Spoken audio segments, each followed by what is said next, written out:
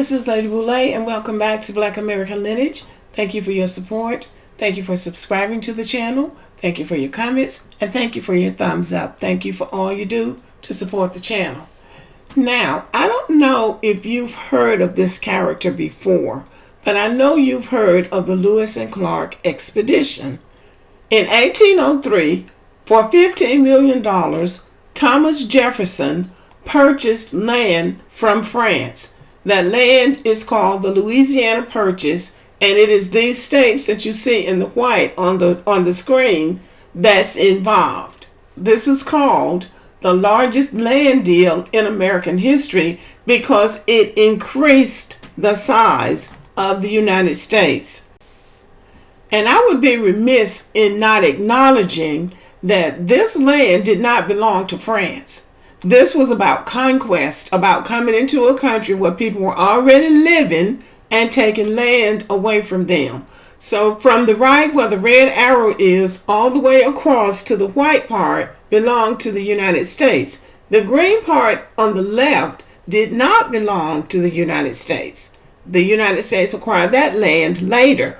But after the United States acquired this land in the white part, Thomas Jefferson wanted to know what lay beyond the white part, the part that still belonged to Mexico, because this green part on the left still belonged to Mexico. So Thomas Jefferson commissioned an expedition led by two men named Meriwether Lewis and William Clark. And this is where the man that I want to talk about comes into the story. William Clark owned an enslaved man named York, and York went on the expedition with them. There are a few different images of York, but by all indication, he was very, very helpful and instrumental of navigating them through the territory west of the Missouri River. They began the expedition in St. Louis. That is when they got on the Missouri River. And let's remember, the longest river in the United States is not the Mississippi River. It is the Missouri River. And that is how they traveled west on the Missouri River. So this article comes from Thought Company. York, the enslaved member of the Lewis and Clark expedition. One member of the Lewis and Clark expedition was not a volunteer, and according to the law at the time, he was considered to be the property of another member of the expedition. He was York, an enslaved African American who belonged to William Clark, the expedition's co-leader. York was born in Virginia in about 1770, apparently to people enslaved by the family of William Clark. York and Clark were roughly the same age, and it seems likely they had known each other since childhood. In the Virginia society in which Clark grew up, it would not have been uncommon for a Caucasian boy to have an enslaved boy as a personal servant, and it appears that York fulfilled that role and remained Clark's servant into adulthood. Another example of this situation would be that of Thomas Jefferson, who had a lifelong enslaved man and body servant named Jupiter. While York was enslaved by Clark's family, and later Clark himself, it seems that he married and had a family before 1804 when the expedition began, when he was compelled to leave Virginia with the Lewis and Clark expedition. So he was forced to go on this expedition with these two men. On the expedition, York fulfilled a number of roles, and it's apparent that he must have possessed considerable skills as a backwoodsman.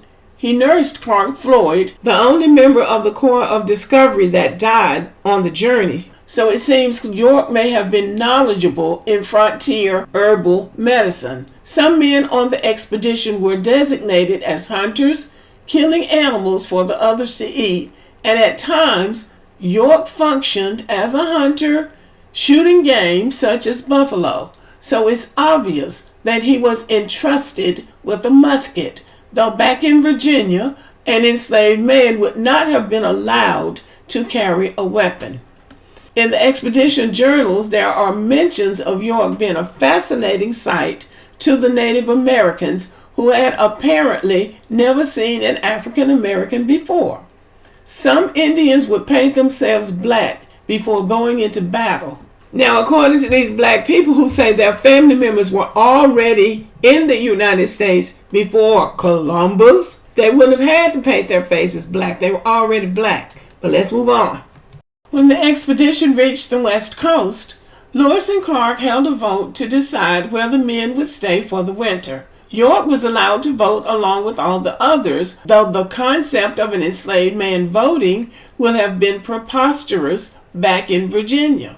The incident of the vote has often been cited by admirers of Lewis and Clark, as well as some historians, as proof of the enlightened attitudes on the expedition. Yet when the expedition ended, York was still enslaved.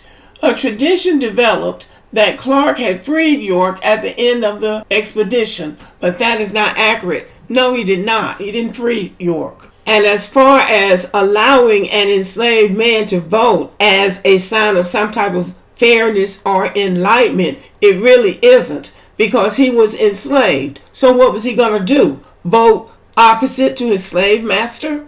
Probably not. He allowed the enslaved man to vote so that the enslaved man would vote in the way that he did to ensure he got his way. That's how I read it. There are several statues that have been made of York out west. This article really does not do justice to the significance of his role in the Lewis and Clark expedition. He was able to navigate through the wilderness. He was able to communicate with the indigenous people. They trusted him because he was different from those white men. So there is a lot of there is writings out there about the expedition and the role of York in that expedition, which paints a deeper picture of his importance to that expedition. So I know some of y'all go back and do additional research after I present something. So you might want to go back and do some research about York, because it really is very interesting. And it goes back to show us that we were everywhere doing everything from the inception of this country. And also, we have to keep in mind that the reason they had $15 million to pay France for the Louisiana Purchase is because of the money they made off slavery. So everything points back to slavery. So if you have a chance, go back and check out York. You might find it interesting reading. Okay, thank you for listening and have a good evening.